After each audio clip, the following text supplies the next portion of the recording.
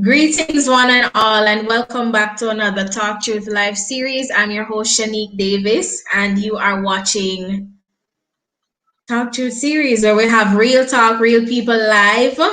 And in spite of all that has happened throughout this year, I am extremely grateful that I made it this far. I don't know about you. I hope you are grateful.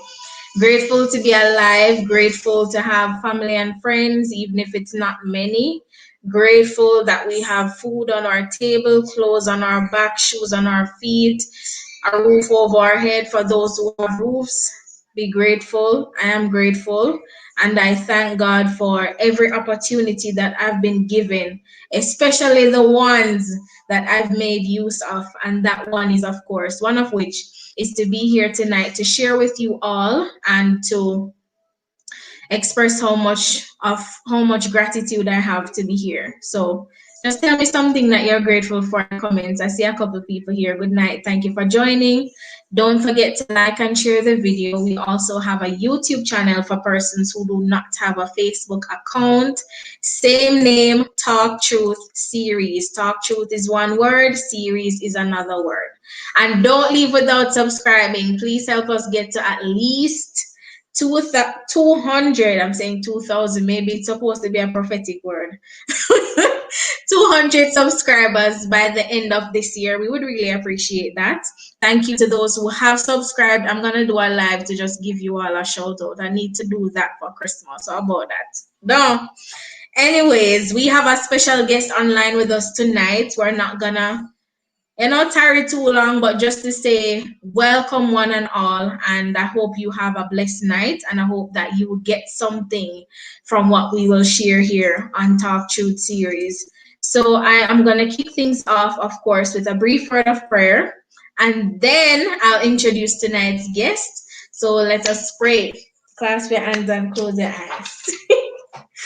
Father in heaven, we thank you for your grace and for your mercy, for your loving kindness toward us. Father, we ask that your continued favor will be upon our lives. We thank you, God, for this season.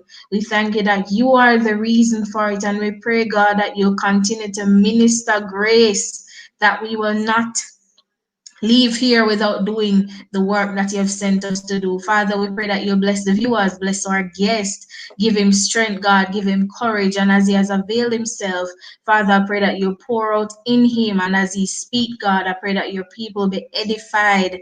We pray for wisdom, knowledge, and understanding. Let everything be done to your glory and your honor. We tell you thanks, oh God, in Jesus' name.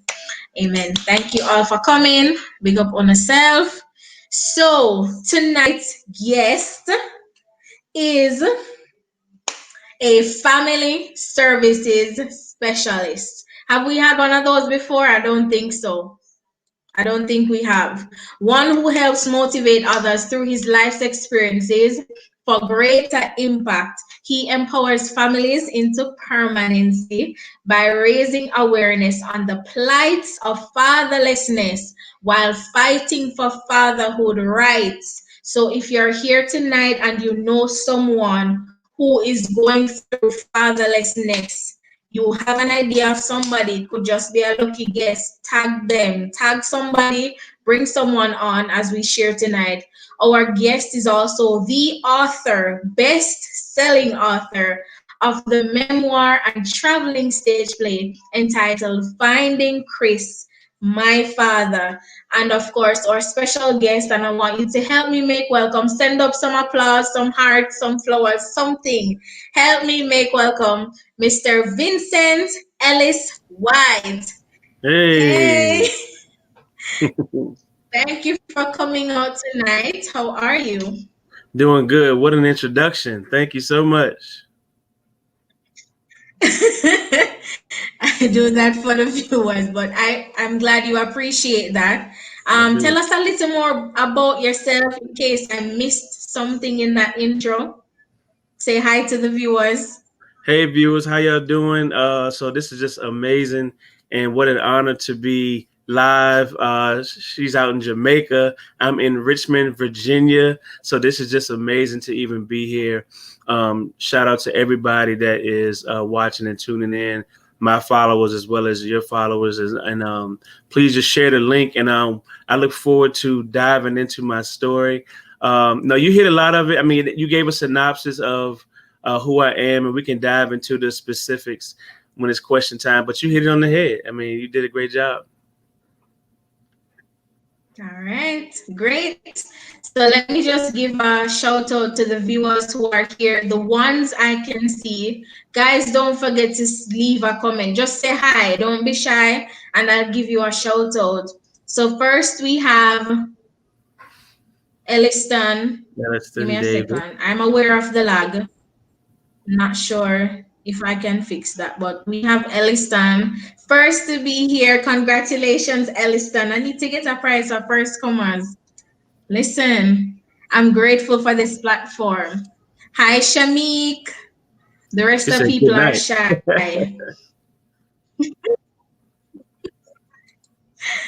All right, D Moon, my co-host is here. Hey, all right, so there's correct. a lag. Forgive me. Richmond. Where you get them speeding tickets?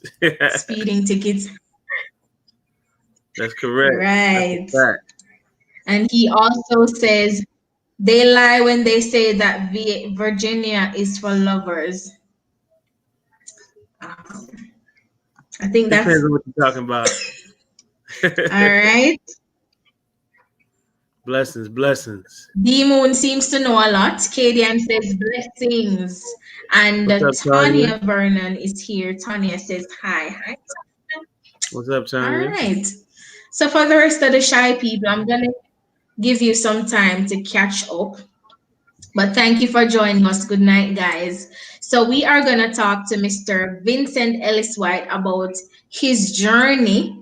You know, he's a best-selling author, but, you know, he didn't just get to best-selling author. And I did not mention his educational background, but we're going to get to that later on. His track record is just too impressive not to make mention of it. And we want to highlight that later on so you can know that nothing in this life is impossible. So my first concern, let me say concern for the viewers, is, you know, I want you to take us back to the beginning. What was your childhood like growing up?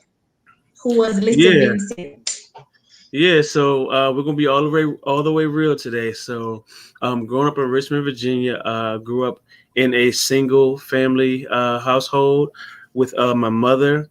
My father was incarcerated, and so I never, I was a child, so I never knew exactly what he did. I didn't even know he was incarcerated. My mother told me that he was in school, and she told me that he was in school. She was doing that to protect him. Protect his image, I guess. And she would take me to visit him like once or twice a week. I would go visit him in jail, but I thought he was in school. And so when people hear that, they laugh and say, how could you think he's in school? But my recollection of those experiences is I wasn't seeing like the jail bars, like the images you see on TV. Like I would go in and sit at a picnic table with him outside and just chop it up with him, just talk to him and build with him and laugh and joke. And I was young and impressionable. So I didn't know that he was in prison, may have had a prison uniform on. It didn't have stripes like on TV. Like it didn't have none of that. So that was what I thought. Listen, I was about to say if you went to sing. Yeah, that's what I'm saying. Like it didn't look like they normally look. And so, and plus, when you're really young and impressionable, like whatever your mom say goes, like when you're that young. So they could tell you somebody's Superman and you believe it. So, I was telling people he was in school, and after a while, he would come home periodically, but he spent more time in there than home.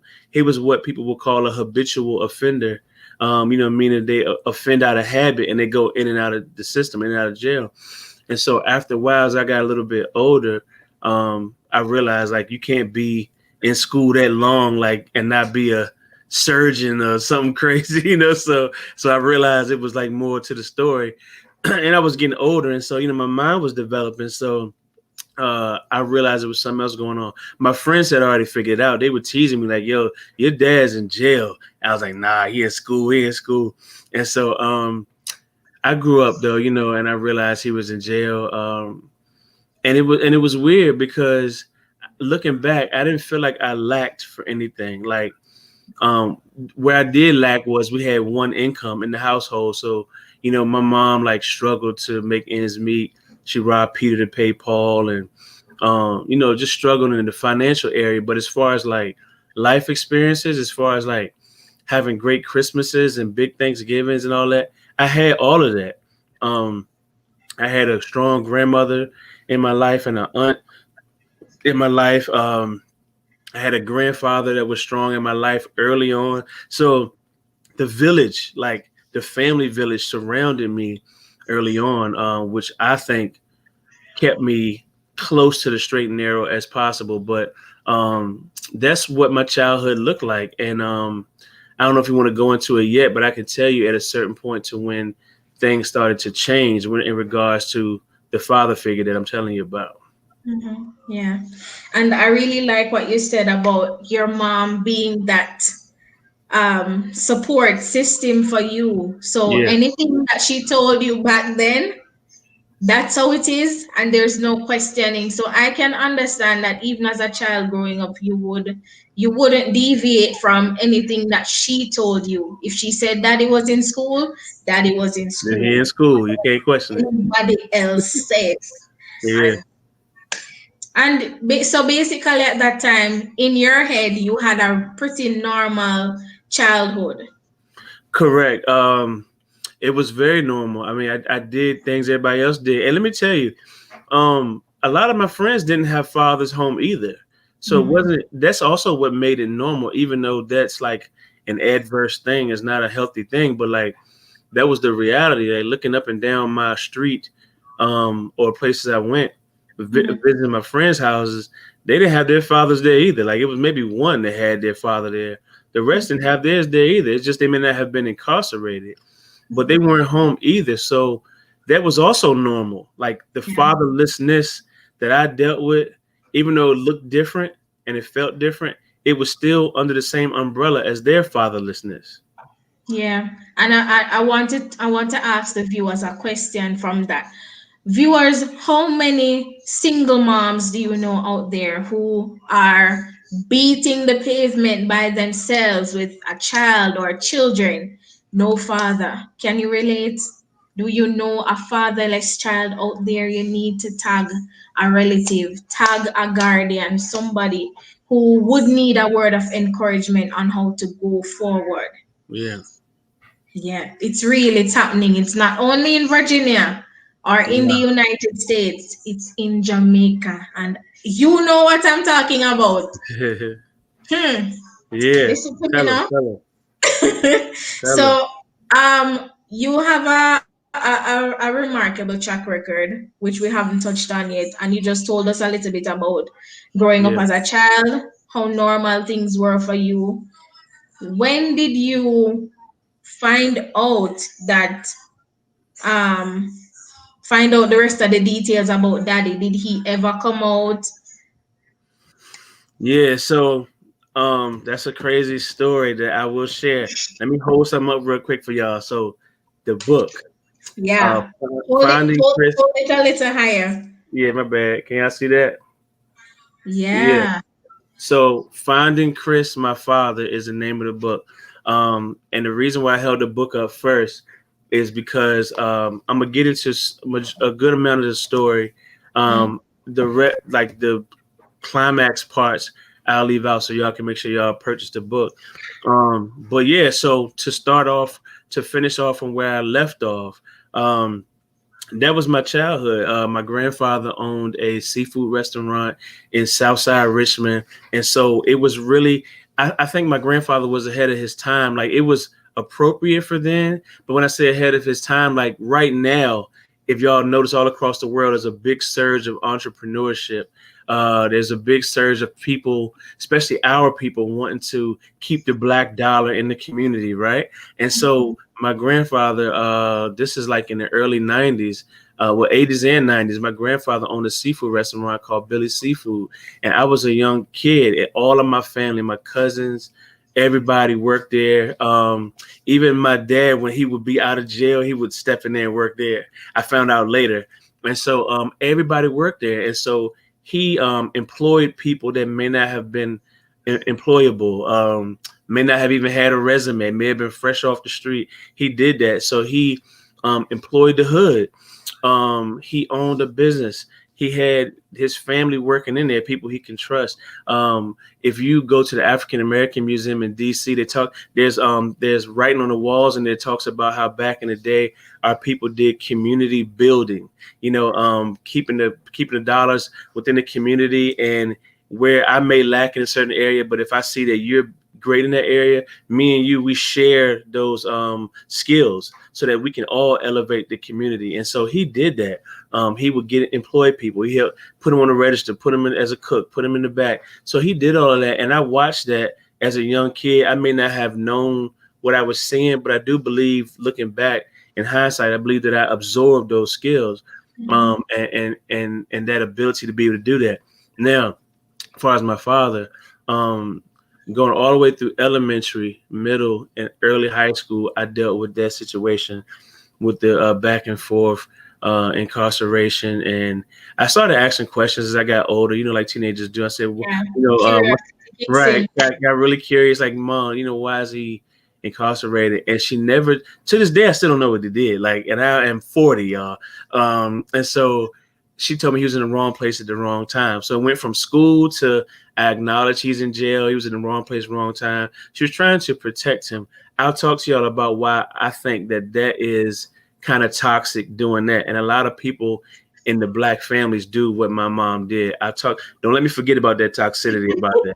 So, but she did that. And so in 11th grade at 16 years old, my mom sat me down and she said, I want to talk to you about your father.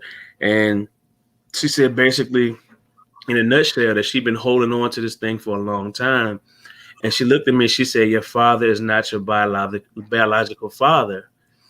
And I wanna share with you like what that feels like. Like, people always, when I speak, people like gasp, and then like it's a moment for them and that's it. But I tell people, like, for me, it's not just a moment, it was life altering. Like, this man, I still looked at as my father. I still loved him.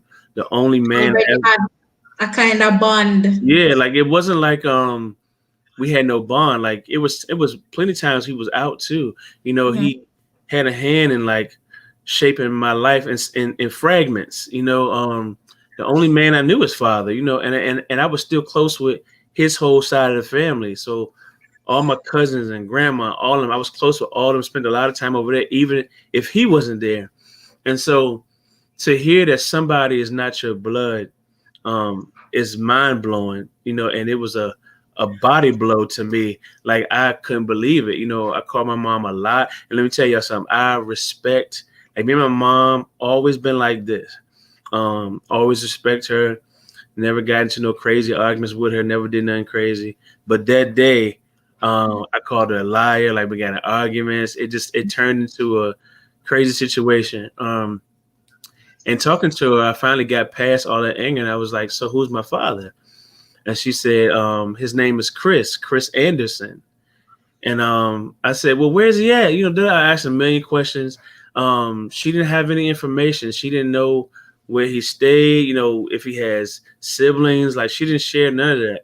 She mainly wanted to know, was I okay? And so she wasn't really entertaining a lot of the detailed questions I was asking. She wanted to know, was I okay? Which I wasn't okay.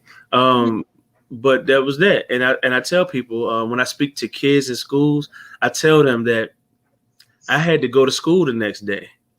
Like, when we go to work and we lose a family member, we have a catastrophic bereavement. They give us a period of bereavement, like 3 days here. I don't know what y'all get in Jamaica, but we get 3 days here. And so we get 3 days. So it's universal. And so the thing is, that's a mind altering, life altering experience. But when somebody tell you that the man you knew as your father is not your father, you gotta go to school the next day. And so the next day, I was argumentative. I was getting into situations with people. I was a totally different kid. I was a different kid for a while. And I started to do things that I got in trouble for, like just, illegal things, Mm-hmm. and so, that had broke my trust with my mom. Like up to that point, I had trusted her 100%. And that broke my trust with her. I felt like the butt of a big joke that everybody knew about except for me. She shared with me that nobody knew the secret though. She said that she had held it, and nobody knew. And so I'm the type of guy, I don't know if this is Virgo or just me, but like I can't hold stuff in. I gotta get stuff out. And so I was telling her that I gotta tell everybody. I was like, I gotta call this, that person and all his family members. And she told me no, because I guess it felt like it would humiliate her, as a family secret. And so another reason I share stories like this is because another thing that we Black and brown people do is we keep family secrets, Yeah. and they be very traumatic and harmful to us, and they stay with us later on in life. And so she told me that I was in 11th grade, and so my grades went down, started getting in trouble, doing this and that. Back then, it wasn't such a big push on mental health and holistic health and everything like it is now. So they just was addressing the behavior, not addressing, the traumatic experience that happened. And I was really good at wearing a mask. So like I could go to school with a smile on my face and, be popular and, have girlfriends and do this and that. And still be hurting, and when I say fatherlessness, there's another term I want all your followers to research. It's called the father wound, WOUND. And so that wound is like that hole in your heart, or that missing place in your heart that comes from a father not being there. And if you look up father wound, which is a real term, you'll see a lot of side effects that come from that, like anger, like lack of trust. There you go. Look, you are on it, Jesus. Okay. Yeah. So father wound, and symptoms of that. So for all your listeners, symptoms of people having a father wound. And let me tell you, a father wound can be a direct effect or an indirect effect. Like I have a direct effect because I have a wound from not having a father present. But somebody that I know can also be affected from that. Or you cannot have you can have your father there, but like your best friend be missing their father or something like that. There's so many ways to be wounded by that. And so symptoms of that can be, lack of trust in adult figures, Yeah. authority figures, just so many Just different ways. overall feeling betrayed because you said it, your mom told you, she basically told you your whole life. Then to Yeah. find out that my whole life is a lie, like everybody's been it's like everybody knew Yeah. except you. And so check this And out. So look, here I'm gonna give you add more fuel to the fire. Um, I was named after him. So the man that I knew as my father, that I found out later at the age of 16 that he was not my father, I was named after him. So my name was Vincent Lopez Map III. I was named after him. Um, so all this baffled me because up to this point, it made no sense. He was all I knew, and I carried his name. And so I realized from that point that I didn't have his blood. I carried this man's name falsely. And so my 16-year-old mind processed it in a weird way. And so I ended up abandoning his side of the family.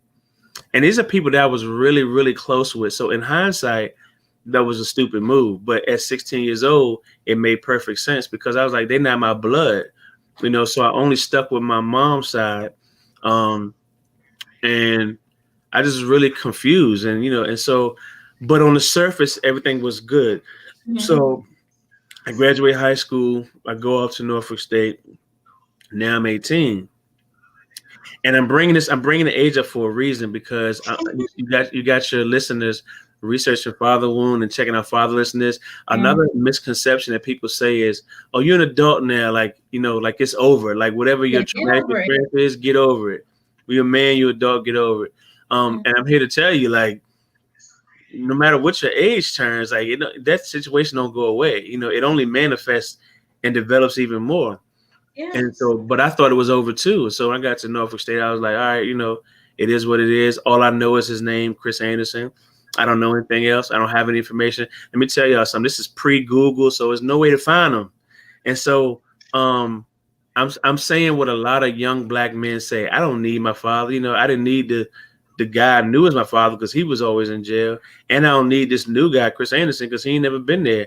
And I thought he had left. Yeah. Like I'm telling you, I'm building the story up for you. I thought he left. And so I was like, forget Chris Anderson and forget Vincent Lopez Map, the guy I thought was my father. He went by Lopez, so that's what I say. So I say forget Lopez and forget Chris Anderson. And so I was on that vibe, like forget both of them. I'm on my own, I got my mom, my family, and everything went well in the sense of on the surface, I had good grades in Norfolk State. Again, I had relationships, I was popular, all that stuff. But let me tell you, whenever people would ask about my father or mention my father, I would snap. And I recognized it about myself one day. That was my trigger. When somebody poked that wound, I would get in arguments or fights or whatever it is. And it made me sit down one day and I said, something is still bothering me here, but I didn't know what to call it. There was no term called father wound there, or nobody had shared it with me. And so I told my mom that it was still bothering me, but she was the wrong one to process it with. And so one day, to fast forward, when I was 21, it was my last year in school. I told my mom, I called her up because this thing had been bothering me the whole 4 years of school. I called her up and said, I'm going to change my name. And she said, what? Why are you going to do that? All I was known as Vincent Lopez Map III. Right. She thought I was crazy. And so keep in mind, I want y'all to follow along the story. Nobody knows this situation. So I had to keep the story hidden to protect my mom. So I didn't share it with nobody but like a few close friends. And so I had my mind made up that I was going to change my name. I was going to go down to the courts and change my name. I was going to change my name from Vincent Lopez Map III to Vincent Ellis White because Ellis was my grandfather's name, who I knew was my blood. Ellis was the name of all the males in my life on my mom's side. And the last name White was my mom's last name. I felt connected to that name. And so I didn't feel connected to Lopez Map III anymore. And so I went and changed my name. And I called all my friends and family, everything, changed my name. And they all blew up because they were like, why are you doing this? They thought I was crazy. And finally, like when I turned like 21 and adult, I told my mom, I was like, yo, I can't keep holding the story in. Like it's making me look bad, and it's not even nothing I did. And so I started sharing my story with everybody, and people just couldn't believe it. I shared my story. And it started touching people, man. It's like it was my story, but I thought I'd never be able to find my father. Like I was 21, still had no leads. I just had a really general name, Chris Anderson. But I started talking to my mom more about the situation. My mom then decided to share with me. She said, I want to share something with you. She said, your biological father, Chris Anderson, did not know about you. I'm like, what? I'm up to this point, I had hated him and him. So wow, she blew my mind to share that with me. And she said, she said what happened was like they were dealing with each other. They stopped and she found out she was pregnant. And she made the decision to not share with him that she was pregnant. And then she met Lopez, and they decided that they were going to raise me as if I was his son. So when I found that out, I immediately let go of the hatred I had for Chris Anderson. Now I just wanted to find him. Because now I had a million questions, what he looked like and everything. Wow. Couldn't find him, couldn't find him. And after a while, I'm going through my 20s and I'm like, I'm just going to give up because I can't, I'm getting zero results. I can't find nothing. here's where I'll pause, and I know y'all are interested in the story. So what I'm gonna do is I'm gonna tell y'all this. Yeah, I'm gonna tell y'all this. So the good news is that I found him. I did find him. I'm not gonna tell y'all how, because the how is huge. Wow. The how is an amazing thing. You gotta get finding Chris Yeah. Father. Um, you gotta get that. And let me tell y'all, the story is so amazing that I had movie deals on the table, like from real like Hollywood producers, like movie deals on the table. I had, you see the book already, but I also had a traveling stage play. Do you want me to go ahead and get into how it turned into a book and everything? You want me to stop here? No, we can take a little break here just to acknowledge our viewers because we don't want anybody to feel lost. Let's do that. Let's go. Whatever As I questions said you have. earlier, it's a really intriguing story. And listen, I really want to know how, Yeah. where, when you met Mr. Chris Anderson. Like, Yeah. guys, thank you for joining. So, for those who have been here from the get go, you would have heard how our guest, Vincent Ellis White, started his journey as a fatherless kid, basically feeling lost in this world. If you did not grow up with a father, you understand how Chris felt. And he rebelled just like any other teenager. He felt loneliness. He felt disappointed in the people who he thought knew better and did not do better. All of the things that teenagers would do without fathers. He has been there. And for those of us who are in Jamaica, down a yard, we know that when daddy is not Wow. around, listen, pure foolishness happen. But get the book. Yeah. Get the book. So I'm going to display some comments. Let me Thank you see. guys for being patient with us tonight. Starting with Kadian. Hold on a second. I'm missing some comments. So Kadian said that she's grateful. Elliston says it is common in Jamaica. Of course. Same here. Thank you for tagging your friends. All right. Nikita says, love this Team Blanco. Hey, that's what's good right there. Ah, Yeah, so look, if you didn't catch that, so people here call me Vinny Blanco here. So my name's Vincent White, Vinny Blanco. Blanco is Spanish, so yeah, yeah, call me that. yeah, Vinny Blanco. yeah. I was wondering where that came from, but thanks for the clarity. Yeah, yeah. All right, hold on. The comments are moving fast. All right, so she's tagging. D Moon says that's a beautiful story about your grandfather. Yes. Yeah, that gotta get highlighted for sure.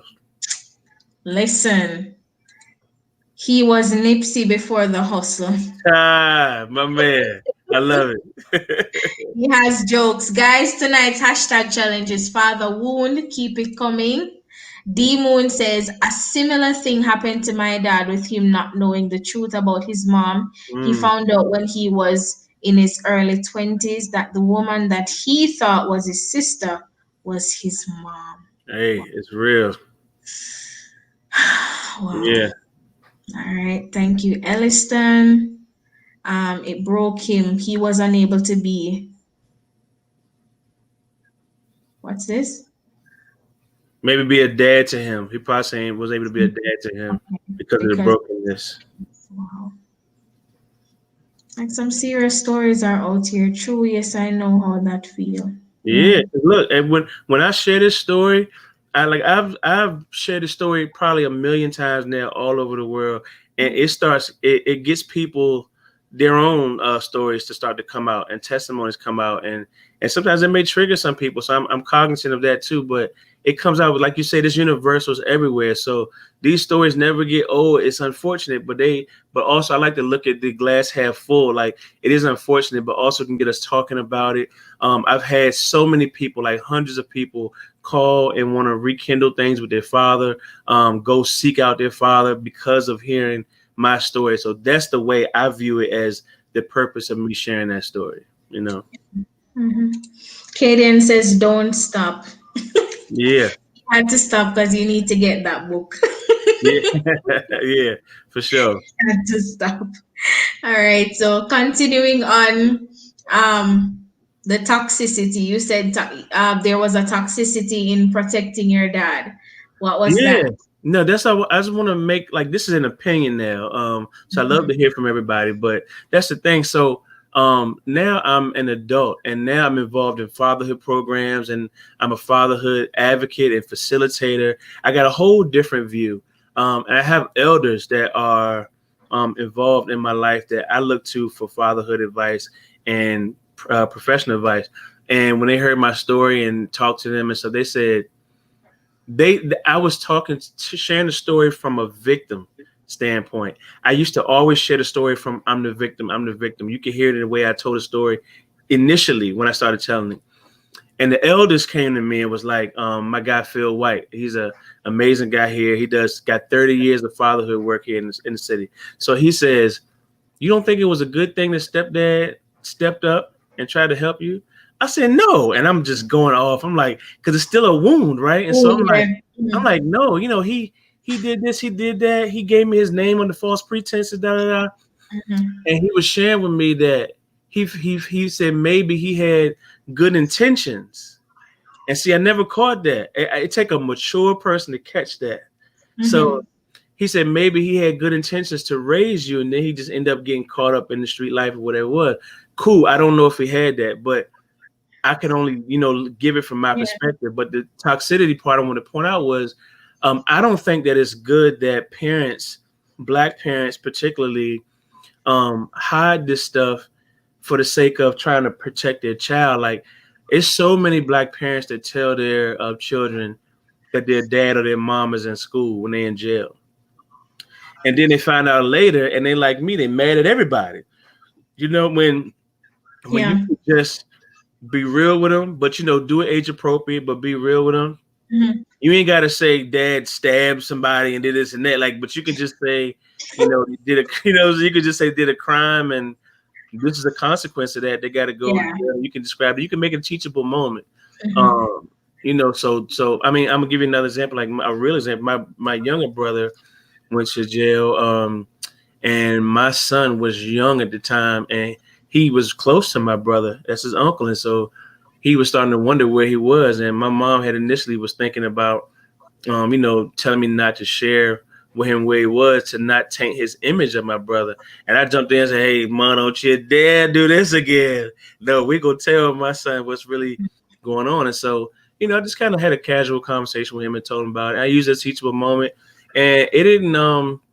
My son did, like, he got curious, but it didn't taint his image of him. When he got out, he still was interacting with him just as normal. And so I just think that people of color, we gotta like get rid of that. We, especially like now, whereas things are more in your face, I think we can deal with that better now than we could back in the 80s and 90s when I was coming up, where you wanted to shield kids from everything. Like now you can't even shield them from stuff because it's everywhere. It's media, TV everywhere. So that's the part I want to address. Yeah. So And back then that's with my it Jamaican family. Big up yourself. Back then I realized that even here, because my mother hid a lot of things from me about my father. I knew him, but she still kept a lot from us because me and my sister, we were the only two children they had. And in addition to that, neighbors, family members, whomever knew the story or a part of it, it was so much easier for them to mind their own business. Not today. Everything is out on social media. If you slip, you slide. So I can understand why you felt that way. Parents just felt like, I'm protecting my child. You don't need to know this now. Because it took her a really long time. Maybe she was struggling with her own insecurities. Why did I have to and give my guilt, son? and I mean, we talk, as I got older, like it's guilt, and we all know we all been guilty of something at some point, and that guilt can weigh heavy on you. Yes. And see, that's why I say you gotta get the book, because there's a really important part that I share in there, not just about me finding him, but there's a part where she shared with me the guilt that she carried for 27 plus years. And imagine carrying guilt for that long, like it'll eat you up. So there's a part in there that you gotta, make sure you. I want to see if I can put this to the screen. I put up a picture of me and my dad, so y'all can see. It's kind of, it might be blurry. Let me see. Can y'all see That's it? Mr. Chris Anderson. Yeah. Uh, So yeah. So I think you guys have the same smile, the same yeah. cheek lining. So look just alike. It's crazy. Like act alike, look alike. And so that's the part that blew my mind, because for me to not have grown up with this man, not 1 hour, 1 minute, 1 day, 1 year, the fact that we do so much stuff alike, is just phenomenal. And um, it's so much more I want to share about him that I can't because I get that book. Woo! And I bet there's a part in there where you actually learn how to forgive mom for not Oh yeah, disclosing. yeah. Well, and I forgave her way before finding him, because you know what? Because people did, when I was speaking crowds, that people would raise their hand and say, "How did you forgive mom?"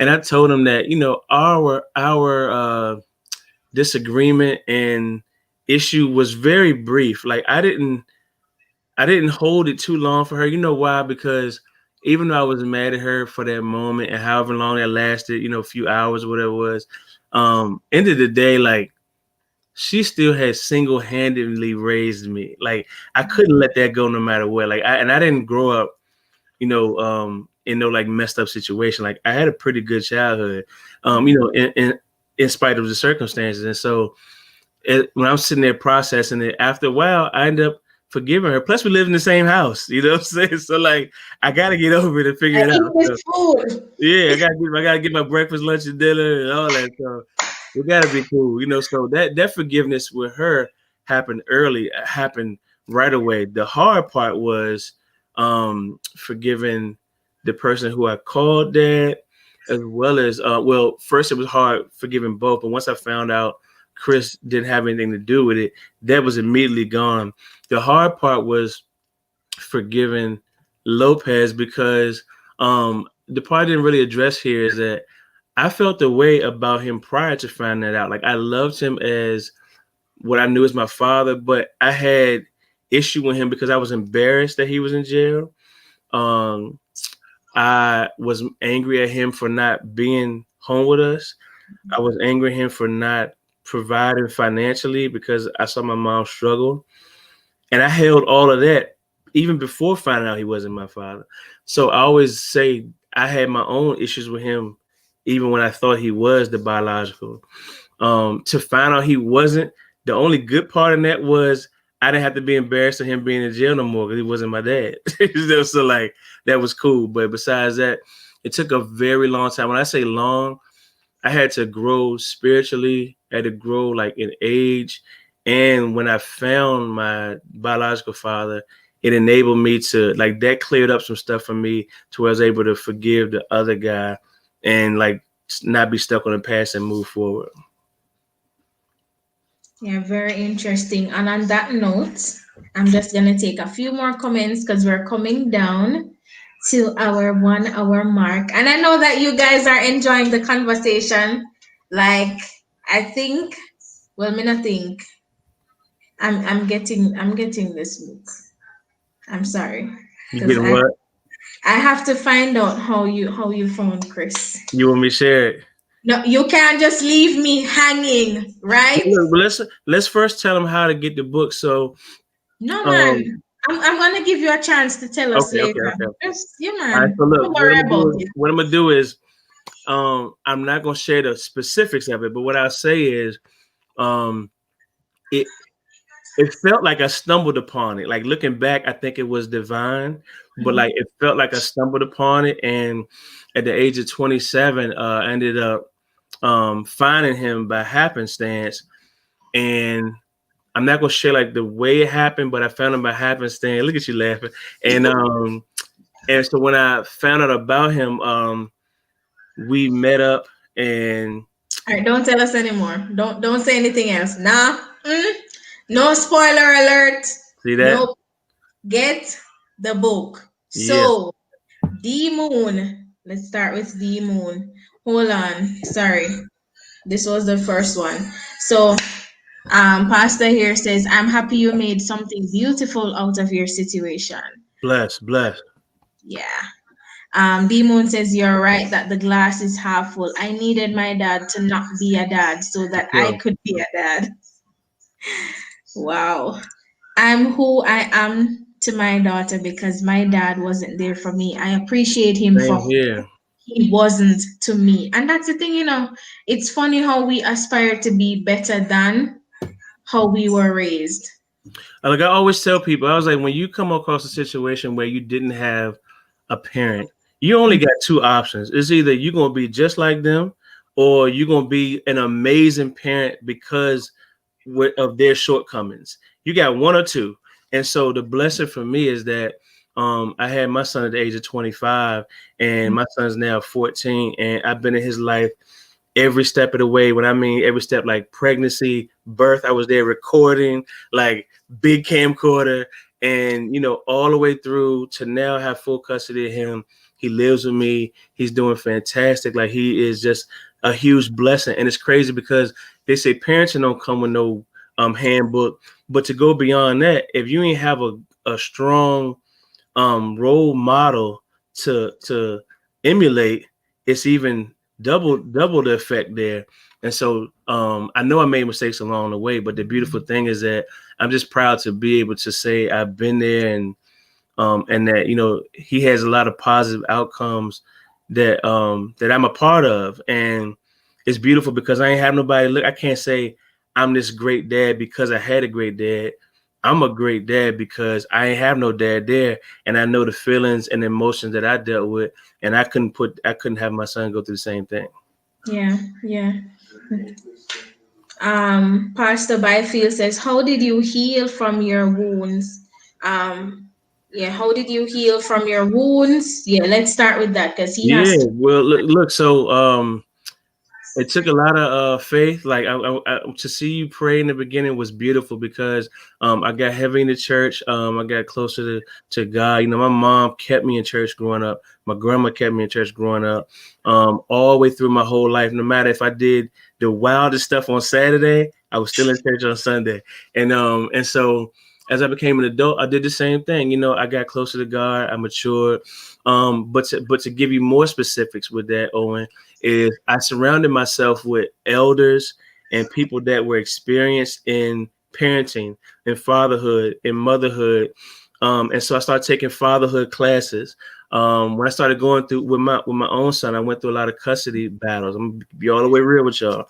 And so I wanted to learn how to be a better father. So I'm surrounding myself with people that have been successful fathers, that grew up with two-parent households, that overcame all these challenges. And so I learned a lot from the classes. I learned a lot from sitting around elders in their 40s, 50s, 60s, absorbing their energy. And so all of that, getting certifications and being a father, as well as on-the-job training, being a father at the age of 25, all those things compiled together allowed me to be a better parent, better father, but they allowed me to heal too. Put forgiveness in my heart, allow me to heal, focus on being a forward thinker instead of focus on the past, and not looking myself as a victim. Because I used to tell my story from a victimhood standpoint.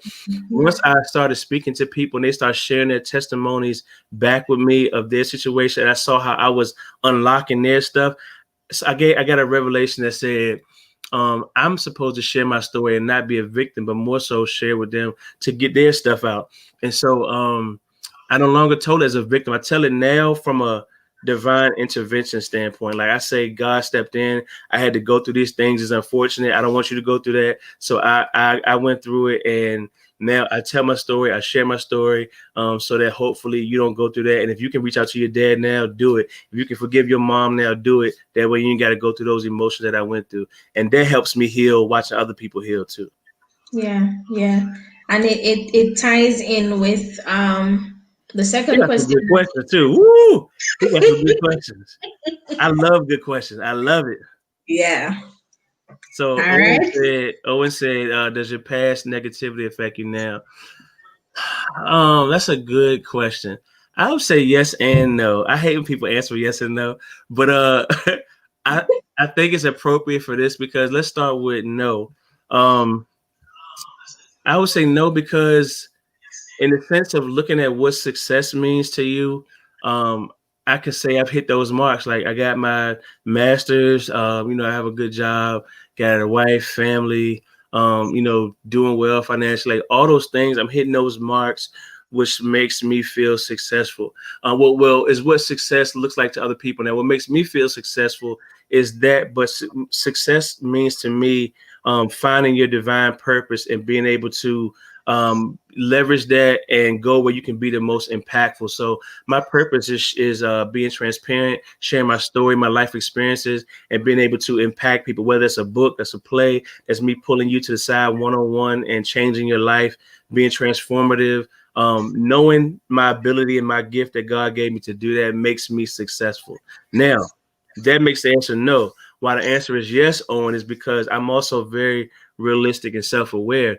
And some things that come, some trauma-related things that come with me not having my father, Owen, is lack of trust, is loyalty, and things like that are number one on my totem pole. Like even before love, like they're there. So when you betray that, like it ruins you for me. And I got a sharp memory, Owen. So like it ruins you for me forever. Um, and like trouble with like relationships early on, like you know, female relationships. So things like that affect me, and just like regret, like you know, that past 27 years, just wondering what that would have been like, and being able to not focus on other things. Sometimes those things creep back in my mind. So those type of things, Owen, for Yeah, and sure. it kind of reminds me of something that, a young man said a few months ago. He said, Mommy, I know that you try your best and I really appreciate your love and support, but I really need daddy to play his part. Yeah, That's it. that's real. They do their best, but daddy, there are certain things that men are supposed to teach men how to do. And you had to learn that. So far, I'm hearing everything that you said to me before indirectly, through the questionnaire. You said that your story is a story of perseverance, divine calling, resilience, undying dedication, and black excellence. Excellence. I'll take one more question from let me tell you what Shanique is saying. Shanique says, I am blessed by your story. I need the book. Now, He says, does your experience make you a good father?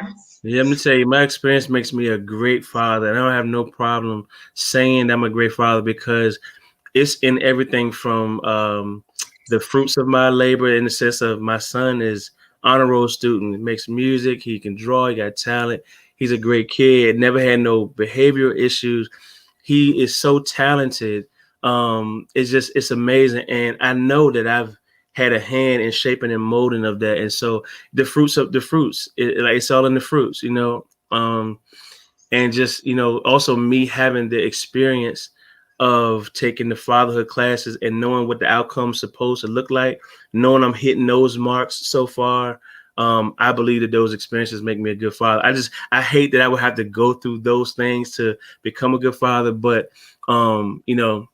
big shoulders.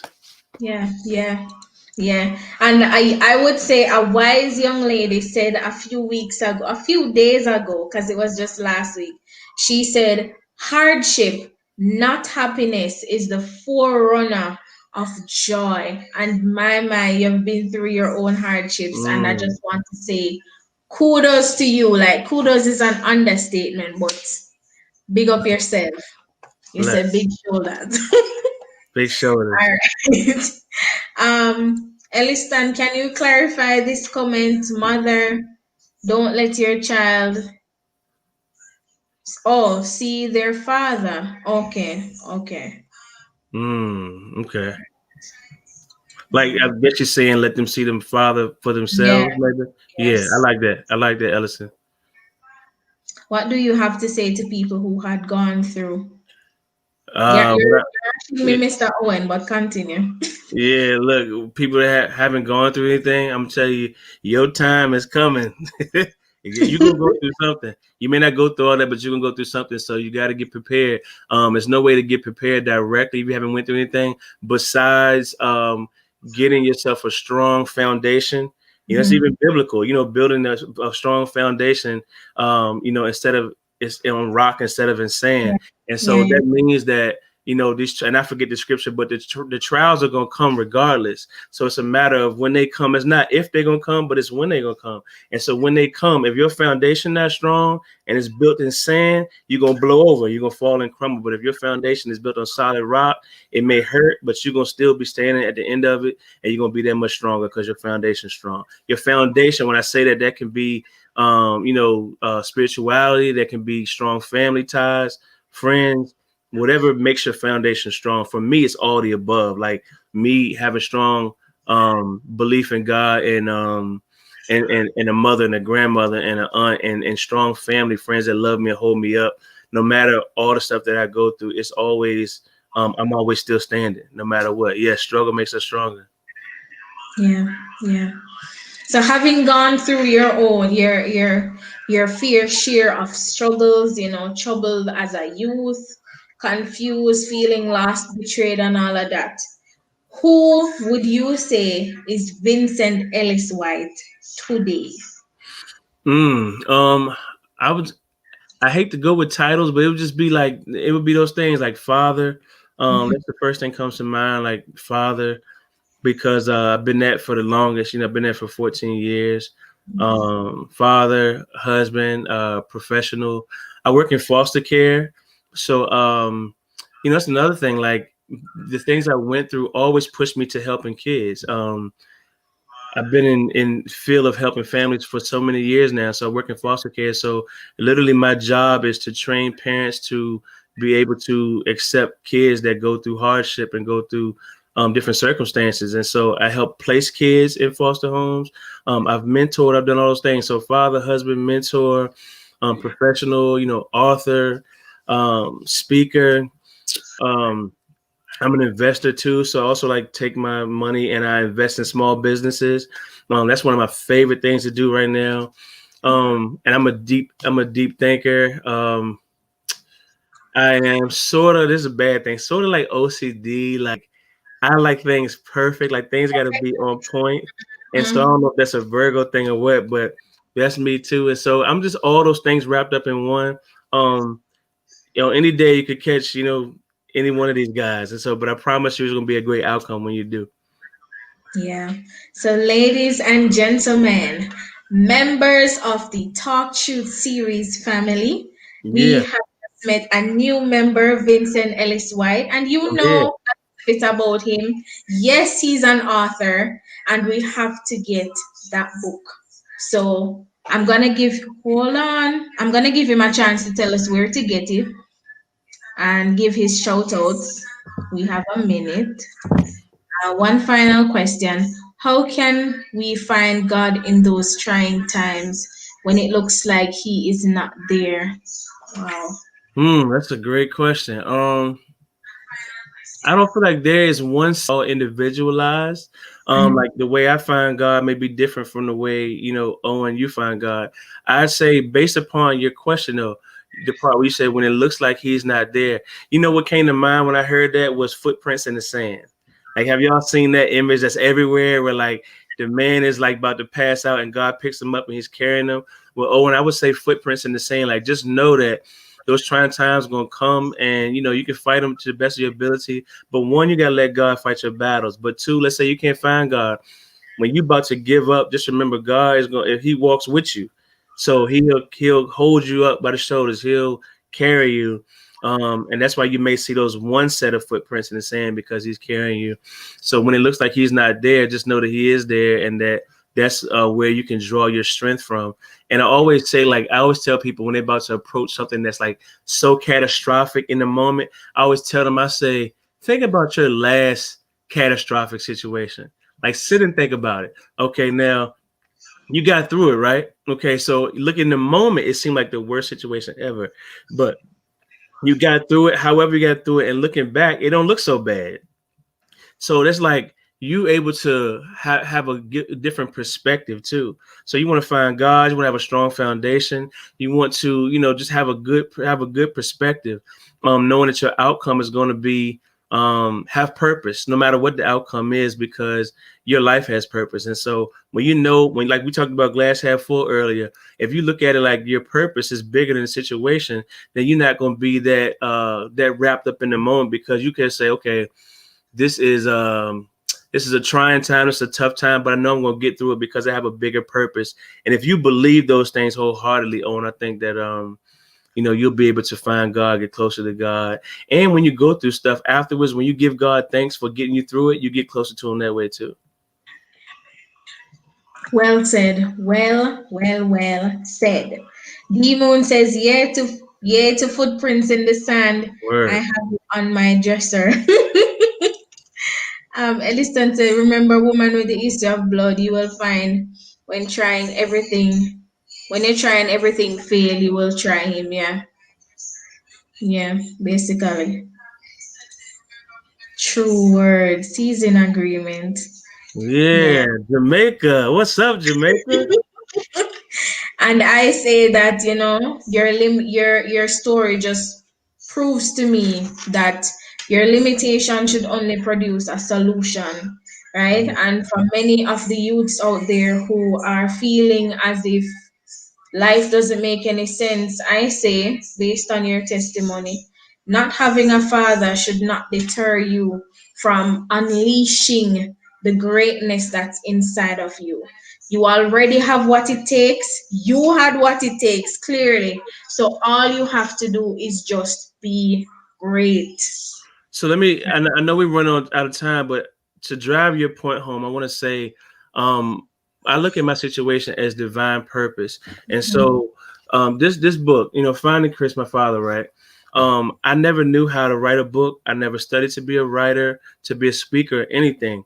When I went through that story and I found my dad and I started sharing that story with everybody, it would leave people in tears, like men, women, everybody be in tears. Everybody's like, you got to write a book. You got to write a book. I'm like, nah, I'm shutting it down every time they say it because I don't know anything about writing a book. Divine purpose, though, is big, because when I finally said, let me go ahead and get this a shot, I wrote a book, probably was errors all over the place. I wrote a book, and I wrote the book for therapeutic purposes for myself. I didn't know that God had a bigger plan, right? And so the book just took off locally, then start hitting all the other states. People buying it out of the country as well as locally. I'm getting speaking engagements, and I learned how to monetize the situation, being that I'm able to, get paid to do speaking engagements, selling books. I turned into a traveling stage play. I know nothing about stage production or stage play. Okay, so I say all this to say divine purpose. The Most High must have wanted my story to get out, to be able to affect your community in Jamaica, community in Richmond, community in New York, community in Cali, because that's where my book's been. And now look, I'm in Jamaica now. Like, somebody's gonna get the book. Like, and this shows you that no matter what, you can persevere, with resilience and with faith. Like, you can get through anything, and then you can live to tell about it. And then and somebody says you can't do this, I couldn't write books, but yet I got a book. I didn't know about a play, but yet I made a play that sold out theaters. I had, and so it's so many things that were a no to me because I didn't know how to do it, that turned into a yes, because I was faithful and because I was persistent. And so I want to just kind of leave you on that note from me, because I had to go through all those things to be able to do the book and the play and talk to you all in Jamaica. I wouldn't be here if it weren't for that. So I'm glad I went through it, even though it was a tough time. So it's all about finding your divine purpose. Yeah. And Mr. Owen says, you are a man of substance. You have places to go, things to do, and people to meet. And Yeah. you Oh, hey, Owen about to be my manager. Yeah, Owen. hear that, Pastor? Okay, I hope you're listening. All right. So my final thoughts for you, where can we find this beautiful and intriguing story that you wrote in a book? Where can we purchase it, and any shout outs? Yeah, so you can purchase it on Amazon.com. Everybody get their stuff on Amazon. They've been popping up at my door every day. So Amazon, if you want to get your book from Walmart, Barnes and Nobles, Target, like all the big ones is there. Amazon, Walmart, Barnes and Noble. Type in Finding Chris, my father. or you can type in Vincent Ellis White. If that's hard to remember for whatever reason, you can just Google my name, or Google the name of the book, Finding Chris My Father. It's going to take you to Amazon again, or Target or Walmart again. So that's where you can get it. I would prefer Amazon. So you do that and get it shipped right to your house. And I would love to hear some feedback from somebody in Jamaica. Send me an email or something to show me that they got the book and the impact it had in their lives. Excuse me. Wow. Most definitely. Shout outs. The only thing I would say is just shout out to the Most High. Shout out to my wife. Shout out to my son. Shout out to my daughter. Shout out to my city of Richmond, Virginia. Shout out to my pops. And just shout out to you all of the listeners and those watching, those that might play this back later and watch. Shout out to you all for taking the time to listen to me, and I hope you got some precious jewels from this conversation.